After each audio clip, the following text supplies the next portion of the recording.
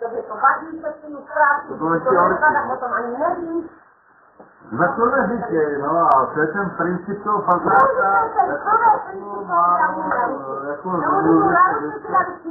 že každý člověk má svý tajemství a nikdo nemůže. To nejtajemství se hovadina. Ne, počkej. To hovadí. Pánka pravý. Ne, protože já vypiju ráno, jdu 11 tam, protože přijdu dom o půl čtvrté, takže ve 4 přijdu dom, to úplně normální, on nemůže poznat, že jde 11 síla. Já mu řeknu, já jsem se práce toho, já jsem to špatná. Ale já jsem přijdu úplně naprosto o půl čtvrté. Pokud víš, No. Mám to držení do těch. Ne, já jsem Ale mluvil. tak jako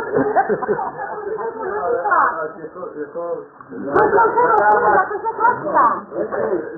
Lenko. Máte tady vyčera toho, co já jsem naprosto Lenko.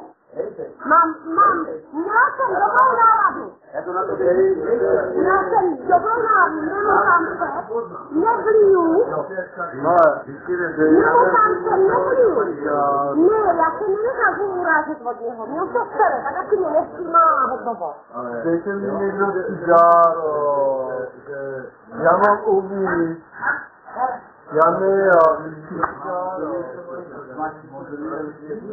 Já jsem pil víno, kurva, ne? Je to sere, tak je to sere, protože ta jeho část, kterou chrápal, tak rostla tak, že se lezla po styrech. ano. No,